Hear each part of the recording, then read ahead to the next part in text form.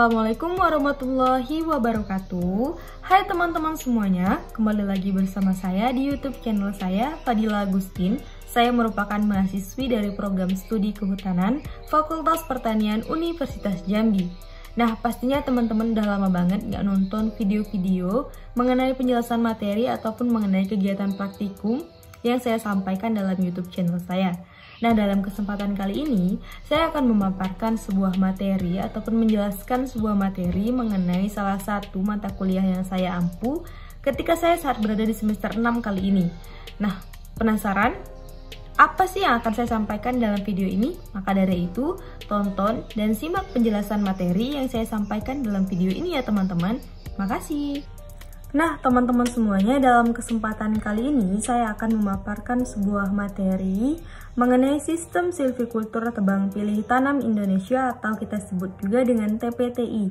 Nah, sebelumnya teman-teman pastinya udah mengetahui bahwa saya namanya adalah Fadila Agustin. Nomor induk mahasiswa saya itu L1A119007. Saya merupakan mahasiswi program studi kehutanan Fakultas Pertanian Universitas Jambi.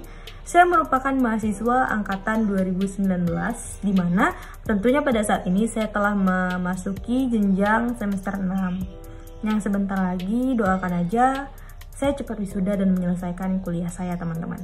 Nah, nggak perlu berlama-lama. Di sini akan saya jelaskan sedikit bahwa mata kuliah yang mengampu ataupun yang mengajarkan materi mengenai sistem silvikultur tebang pilih tanam Indonesia ini merupakan mata kuliah dari silvikultur hutan alam. Nah, mata kuliah ini merupakan mata kuliah yang saya kontrak di semester 6 dengan dosen pengampunya itu adalah Bapak Dr. Force Bambang Irawan, SP MSc IPU. Nah, sebelumnya di sini saya akan menyampaikan sedikit pengantar mengenai penerapan dari sistem silvikultur TPTI ini dipengaruhi oleh beberapa faktor. Nggak cuma TPTI ya teman-teman, perlu diingat bahwa penerapan sistem silvikultur ini itu tidak sembarangan dan memang ada faktor-faktor yang mempengaruhi bagaimana kita akan menerapkan sistem silvikultur dalam sebuah hutan. Di sini faktor yang pertama adalah hasil inventarisasi. Jadi, sebelum kita menentukan sistem silvikultur apa yang kita gunakan dalam melakukan pemanenan hutan, kita terlebih dahulu pada awalnya harus melakukan inventarisasi ataupun mengumpulkan dan mengolah data untuk mendapatkan hasil mengenai dari hutan yang akan kita panen tersebut. Kemudian faktor yang kedua yang harus kita perhatikan adalah keadaan lapangan, di mana keadaan lapangan untuk beberapa jenis hutan seperti yang ada di Indonesia ini tentunya berbeda-beda. Seperti hutan alam, itu kan dia memiliki tegakan hutan yang tidak seumur atau heterogen. Sedangkan hutan produksi itu umumnya memiliki tegakan hutan yang monokultur ataupun homogen atau tegakan yang seumur. Sehingga antara kedua jenis hutan ini saja itu telah memiliki perbedaan dalam penggunaan sistem silvikulturnya. Untuk hutan alam memang umumnya menggunakan sistem silvikultur TPTI, sedangkan kalau misalnya hutan produksi itu pada umumnya menggunakan sistem silvikultur tebang habis, baik permudahan alam ataupun permudahan buatan. Nah, lanjut, untuk faktor ketiga yang mempengaruhi penerapan sistem silvikultur adalah permasalahan lingkungan. Nah, permasalahan lingkungan ini itu dapat kita lihat apakah keadaan hutan yang akan kita panen itu ke hutan yang tidak memiliki banyak permasalahan, sehingga mungkin penerapannya dapat dilakukan dengan penerapan sistem silvikultur yang lebih mudah. Kemudian yang terakhir faktor yang mempengaruhi adalah kebijaksanaan pemerintah, di mana dalam menentukan sistem silvikultur tentunya kita harus memperhatikan terlebih dahulu bagaimana kebijaksanaan dan juga bagaimana peraturan dari pemerintah yang mengatur hutan-hutan yang akan kita panen tersebut, teman-teman. Oke, kita lanjutkan. Karena tadi telah saya sampaikan bagaimana faktor-faktor yang mempengaruhi ketika akan memilih sistem silvikultur, pasti teman-teman bertanya, sebenarnya apa sih sistem silvikultur itu? Nah, sistem silvikultur ini adalah proses penanaman, pemeliharaan, penebangan, serta penggantian tegakan hutan untuk dapat menghasilkan produksi kayu ataupun hasil hutan non-kayu dalam bentuk-bentuk tertentu sesuai apa yang kita inginkan. Maksudnya di sini, dengan kita menerapkan sistem silvikultur, tentunya untuk melakukan pemanenannya ini lebih terstruktur dan lebih terarah, sehingga hasil yang didapatkan dari kegiatan pemanenan itu akan lebih optimal teman-teman. Sedangkan kalau kita melakukan pemanenan dengan penerapan sistem silvikultur yang tidak tahu bagaimana atau yang bebas saja, tentunya hasil yang kita dapatkan itu tidak akan sesuai seperti yang kita inginkan. Begitulah kira-kira singkatnya. Semoga singkat yang saya jelaskan ini dapat dipahami oleh teman-teman semuanya. Lanjut, di sini tentunya yang akan poin penting yang akan dibahas adalah sistem silvikultur dari tebang pilih tanam Indonesia atau TPTI. Nah, sistem tebang pilih tanam Indonesia ini itu memiliki sejarah yang panjang ketika dilakukan penerapan di negara Indonesia, di mana pada awalnya sistem silvikultur ini diterapkan melalui surat keputusan Direktur Jenderal Kehutanan nomor 35 garing keputusan garing DD garing nomor 1 tahun 1972 tentang penerapan tebang pilih tanam Indonesia, tebang habis permudahan alam, tebang habis permudahan buatan, dan bagaimana pedoman-pedoman pengawasannya. Nah, selama masa pelaksanaan dari surat keputusan ini banyak ditemui beberapa kesulitan, sehingga pada akhirnya pada tahun 1989 diterbitkan kembali surat keputusan Menteri Kehutanan nomor 484 garing keputusan 2 garing tahun 1989, di mana surat keputusan ini merupakan surat keputusan yang berisikan tentang sistem silvi untuk pengelolaan hutan alam produksi yang ada di Indonesia.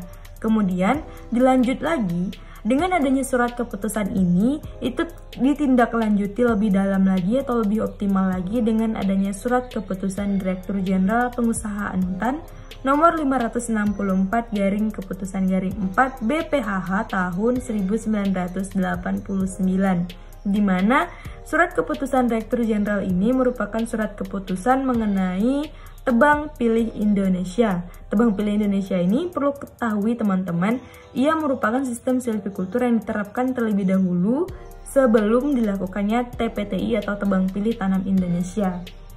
Nah, setelah kita menerapkan surat yang tadi, pada tahun 1993, itu dari surat keputusan ini mengalami lagi kepenyempurnaan atau pengoptimalan, mungkin yang hasilnya itu agar lebih produktif, di mana penyempurnaan tersebut dilakukan dengan menerbitkan pedoman tebang pilih tanam Indonesia yang diletakkan pada surat keputusan Direktur Jenderal Pengusahaan Hutan nomor 151 garing keputusan BPHH tahun 1993. Nah, dengan adanya surat keputusan ini, kemudian dilakukan penggantian lagi dengan yang terakhir ini adalah surat keputusan Direktur Jenderal Bina Produksi Kehutanan nomor P9 garing 4 garing DPHA tahun 2009. Dengan adanya penerapan yang ini tadi, surat keputusan yang terakhir tadi, kemudian dilanjutkanlah sistem silvikultur tebang pilih tanam Indonesia ini hingga saat ini dengan sistem ataupun dengan surat keputusan Bina Produksi Kehutanan tadi teman-teman. Nah, karena tadi sudah saya sampaikan sejarah singkat dari penerbitan Sistem Tebang Pilih Tanam Indonesia atau TPTI ini, di sini teman-teman harus mengetahui terlebih dahulu dong, apa sih yang namanya TPTI? Jadi, Sistem Tebang Pilih Tanam Indonesia atau TPTI ini merupakan salah satu sistem silvikultur yang umumnya diterapkan pada hutan alam. Seperti yang tadi saya jelaskan, hutan alam yang tidak seumur yang ada di Indonesia. Di mana dengan adanya sistem silvikultur ini, itu merupakan sistem yang digunakan untuk mewujudkan hutan dengan bentuk struktur-struktur ataupun tegakan yang memiliki komposisi tertentu. Maksudnya di sini komposisi itu kan maksudnya dalam satu hutan itu terdiri atas beberapa tegakan. Ada semai, pancang, tiang, pohon. Dia nggak cuma satu jenis tegakan berupa pohon saja, tetapi mungkin semak belukar, kemudian yang semai, pancang, tiang, pohon itu juga terdapat dalam hutan yang ada di hutan alam ini yang kita terapkan TPTI tadi. Tujuan dari penggunaan ataupun sistem tebang pilih tanam Indonesia atau TPTI ini tadi adalah sistem ini bertujuan untuk terbentuknya struktur dan juga komposisi ataupun gabungan tegakan hutan alam yang optimal dan juga lestari sesuai dengan sifat biologi dan juga keadaan tempat tumbuh aslinya. Dimana ketika akan melakukan sistem silvikultur, sebelum menerapkannya, itu tentunya kita harus mengetahui terlebih dahulu dong, apa sih tujuan kita menerapkan sistem ini, apa sih kelebihannya, dan kenapa ini cocok untuk diterapkan dalam hutan tersebut. Begitulah kira-kira teman-teman. Mengapa terdapat tujuan yang diterapkan dari TPTI ini sendiri. Kita lanjut. Nah, tadi kan TPTI ini memiliki suatu tujuan. Nah, untuk mencapai tujuan dari Tebang Pilih Tanam Indonesia ini sendiri, ada beberapa tindakan-tindakan yang harus kita lakukan. Di mana tindakan tersebut yang pertama itu adalah kita harus memperhatikan bagaimana sih pengaruh dari komposisi jenis pohon yang ada di dalam hutan tersebut, yang diharapkan tegakan-tegakan ataupun komposisi tersebut dapat lebih menguntungkan baik dari ekonomi ataupun ekologi. Maksudnya, ketika kita akan melakukan penanaman di hutan alam tersebut, kita harus mengetahui terlebih dahulu apakah tegakan dari tanaman yang kita tanam itu dapat memberikan keuntungan berupa ekonomi, yaitu hasil produksinya, ataupun keuntungan ekologi yang berpengaruh terhadap lingkungan sekitarnya. Kemudian, yang kedua tindakan harus dilakukan adalah melakukan pengaturan silvikultur ataupun kerapatan tegakan yang optimal yang ada di dalam hutan dengan tujuan dapat memberikan peningkatan potensi produksi kayu bulat dari keadaan sebelumnya. Di sini, dengan kita melakukan kerapatan tegakan ataupun penerapan sistem silvikultur yang optimal, tentunya hasil yang akan kita dapatkan itu akan lebih optimal juga teman-teman. Kemudian yang ketiga yang harus kita lakukan adalah melakukan ataupun memantau terjaminnya fungsi hutan dalam rangka pengawetan tanah dan juga air. Kemudian yang terakhir, kita harus memperhatikan tindakan yang dilakukan itu, di mana penerapan sistem silvikultur ini harus membuat terjaminnya fungsi dari perlindungan hutan. Fungsi perlindungan hutan ini itu tidak hanya pada tegakan pohon itu sendiri, tetapi juga pada lingkungan ataupun tegakan-tegakan lainnya dan juga makhluk hidup lainnya yang ada di sekitar lingkungan hutan tersebut. Kita lanjut. Nah, dalam melakukan penerapan sistem silvikultur itu ada beberapa pertimbangan yang harus kita perhatikan terlebih dahulu. Karena kalau tidak kita perhatikan, tentunya nanti tidak akan ada kecocokan antara hutan yang kita kelola dengan sistem silvikultur yang kita gunakan untuk mengelola hutan tersebut. Nah, untuk pertimbangan yang harus kita perhatikan, yang pertama adalah azas kelestarian hutan. Dimana dengan kita memperhatikan azas dari kelestarian hutan, ini bertujuan untuk dapat melakukan ataupun menggunakan pengelolaan sistem silvikultur yang dapat menjamin kelestarian lingkungan, ekonomi, ekologi, dan sosial budaya yang berada di sekitar hutan tersebut. Kemudian yang kedua, pertimbangan harus diperhatikan adalah teknik silvikultur, di mana kalau teknik silvikultur yang kita gunakan itu tidak sesuai dengan tegakan hutan yang ada di hutan yang kita produksi atau yang kita kelola tersebut, tentunya nanti hasil dari produksinya tidak akan optimal. Kemudian pertimbangan yang ketiga tentunya keuntungan yang kita dapatkan baik terhadap perusahaan ataupun terhadap masyarakat dan juga pengawasan yang diberikan oleh pemerintahan.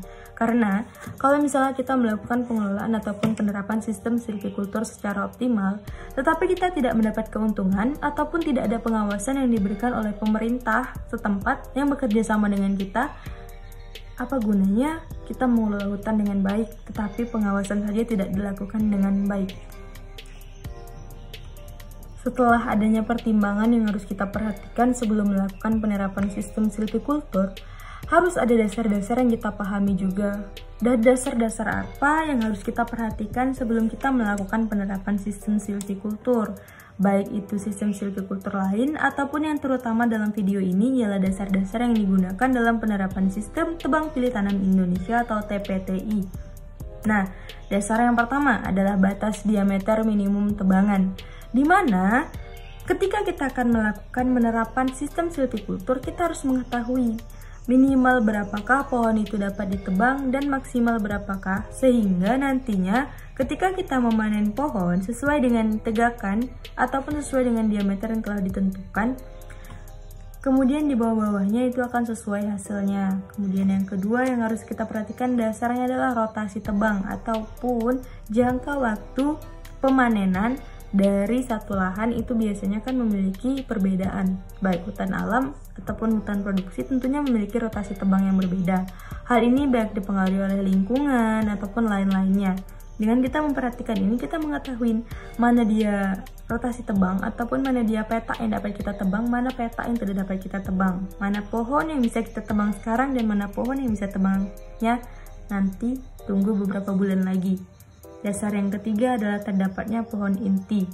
Ketika akan melakukan penebangan, jangan pernah melakukan penebangan di tegakan-tegakan yang masih semai panjang tiang.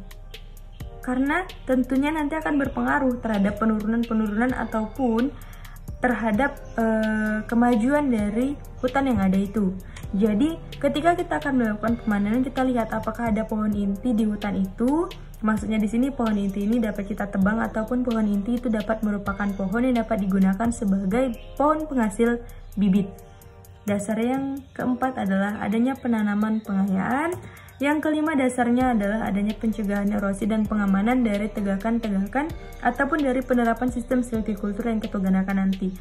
Jangan kita melakukan penerapan sistem silvikultur dengan melakukan tebang habis pada hutan alam. Nah, kalau misalnya kita melakukan tebang habis, tentunya nggak ada lagi pohon-pohon di hutan alam tersebut. Jadi dengan tidak adanya pohon, itu akan mempermudah terjadinya longsor, erosi, terkurasnya tanah, dan itu akan menyebabkan bencana-bencana alam yang dapat menyebabkan kerusakan ataupun mengurangi kelestarian pada lingkungan yang ada di sekitarnya. Nah, yang selanjutnya, ketika kita telah mengetahui bagaimana pertimbangan dan juga dasar yang harus kita perhatikan sebelum menerapkan sistem TPTI, teman-teman harus mengetahui apa aja kegiatan atau bagaimana tahapan-tahapan yang harus kita lakukan dalam penerapan TPTI atau Tebang Pilih Tanam Indonesia ini. Nah, tahapan yang pertama kita harus melakukan penataan areal kerja atau PAK. Kemudian yang kedua itu harus melakukan inventarisasi tegakan, melakukan pembukaan wilayah hutan, kemudian pemanenan, penanaman dan pemeliharaan, pembebasan pohon binaan, perlindungan dan pengamanan terhadap hutan yang ada di situ. Maksud dari tahapan-tahapan kegiatan dari TPTI ini adalah ketika kita melakukan sebuah sistem silvikultur, tentunya kita harus melakukan kegiatan ataupun sistem tersebut secara terstruktur sehingga hasil yang didapatkan itu akan lebih optimal. Sebagaimana yang saya jelaskan dari tadi teman-teman, bahwa dengan penerapan sistem silvikultur tentunya tahapan yang kita lakukan juga harus optimal sehingga hasil yang didapatkan dapat optimal. Selanjutnya, ketika melakukan penerapan sistem silvikultur TPTI ataupun sistem silvikultur lainnya terhadap suatu hutan, tentunya sistem-sistem silvikultur tersebut memiliki sesuatu keuntungan ataupun kelebihan dari penerapan yang kita lakukan. Sebagaimana keuntungan dari sistem Tebang Pilih Tanam Indonesia ini, Tebang Pilih Tanam Indonesia merupakan sistem silvikultur yang memiliki keuntungan yang pertama adalah dengan penerapan sistem ini itu dapat melakukan perlindungan terhadap tempat tumbuh dan juga permudahan alam. Karena gini, kita melakukan tebang pilih tanam Indonesia. Jadi kita melakukan penebangan ini kan dengan memilih pohon-pohon mana yang sudah pantas ditebang dan pohon mana yang tidak dapat ditebang dan harus ditinggalkan di situ. Sehingga ketika kita melakukan pemanenan hanya dengan memilih pohon-pohon yang memang sudah memenuhi persyaratan, tentunya pohon-pohon lain yang ada di lahan tersebut tidak akan terganggu dan tetap dapat berkembang hingga nanti ditemukan rotasi tebang ataupun waktu penanaman yang pas untuk pohon selanjutnya. Kemudian yang selanjutnya keuntungannya adalah dengan sistem ini dapat menyebabkan penutupan tajuk itu secara vertikal. Kemudian dengan penerapan sistem ini dapat melakukan perlindungan terhadap hama dan penyakit karena pohon-pohon yang ada itu tidak dihabiskan semuanya. Dan hama dan penyakit tentunya akan sulit ataupun agak lebih renggang menyerang tanaman yang ada di situ. Kemudian keuntungannya adalah perlindungan terhadap bahaya kebakaran. Kemudian menyebabkan permudahan alam yang lebih toleran, menyebabkan tegakan heterogen atau tegakan tidak seumur yang baik untuk satwa yang ada di sekitarnya. Karena kalau misalnya kita melakukan penebangan habis, tentunya satwa-satwa yang ada di hutan itu akan kehilangan tempat tinggal ataupun kehilangan habitat untuk melakukan perkembangbiakan di hutan tersebut. Tapi jika kita menerapkan tebang pilih, maka satwa ini dapat tetap mempertahankan diri. Misalnya di pohon yang awalnya dia tempat tinggal, kemudian udah ditebang. Kemudian dia dapat pindah ke pohon lain yang mungkin lebih lama penebangannya, sehingga dia dapat lebih berkembang biak dengan optimal lagi. Kemudian keuntungan yang selanjutnya adalah dengan sistem ini itu dapat menjamin kelestarian produksi yang ada di kawasan kecil, baik itu kawasan masyarakat ataupun kawasan-kawasan yang kurang digunakan. Kemudian keuntungan yang selanjutnya adalah penjarangan dari hutan alam jika dilakukan sistem tebang pilih tanam Indonesia itu dapat dilakukan sesuai ataupun setara dengan kegiatan pemanenan hutan. Selanjutnya yang terakhir keuntungannya adalah dengan adanya penerapan ini dapat disesuaikan dengan harga pasaran jenis-jenis kayu yang dijual di pasaran sehingga kita tidak dapat menjual dengan harga yang lebih murah ataupun harga yang lebih tinggi. Nah, yang selanjutnya setelah melakukan penjelasan mengenai keuntungan, tentunya ada kelemahan juga dari penerapan sistem-sistem silvikultur, sistem silvikultur TPTI yang saya jelaskan dalam video ini. Kelemahan dari sistem silvikultur TPTI ini yang pertama adalah produksinya kecil tetapi areal penebangan ini luas, sehingga dengan penerapan ini itu dapat meningkatkan biaya pengangkutan. Kemudian yang kedua kelemahannya adalah dapat menyebabkan kerusakan akibat pembalakan terhadap tegakan tinggal. Kemudian dapat memusnahkan genetik ataupun keturunan yang baik, dapat menyebabkan bentuk pohon yang ada di hutan tersebut kurang baik karena pertumbuhan ataupun karena ruang untuk tumbuhnya ini tua dan juga kurang optimal. Terus kelemahannya selanjutnya adalah permudaan jenis yang ada di hutan ini toleran itu lebih banyak dibandingkan jenis intoleran. Selanjutnya kelemahannya adalah memerlukan kemampuan profesional untuk melakukan budidaya. Kemudian tertutup untuk penggembalaan ternak karena di hutan alam tentunya lebih semak dan lebih kurang terawat. Kayak yang dia bebas tumbuh-tumbuhnya gimana gitu. Selanjutnya kelemahannya adalah kurang menyerap tenaga kerja, kemudian permudahan alamnya itu sulit diatur. Nah, demikianlah teman-teman penjelasan singkat mengenai sistem silvikultur tebang pilih tanam Indonesia yang ada di hutan alam yang dapat saya sampaikan kepada teman-teman semua. Mungkin lebih singkat, tetapi dengan singkatnya ini semoga dapat memberikan pemahaman yang dapat menambah pengetahuan teman-teman walaupun sedikit, dan saya harapnya lebih banyak penyerapan pengetahuan yang dapat teman-teman terima dari penjelasan materi yang saya sampaikan tadi. Di sini sebelumnya kurang lebihnya saya mohon maaf kepada teman-teman, mungkin penyampaiannya ini agak berbelit ataupun cara bicaranya kurang baik untuk diterima oleh teman-teman. Sebelumnya saya mohon maaf dan saya akhiri. Wabillahi taufiq wal hidayah. Wassalamualaikum warahmatullahi wabarakatuh. Thank you teman-teman.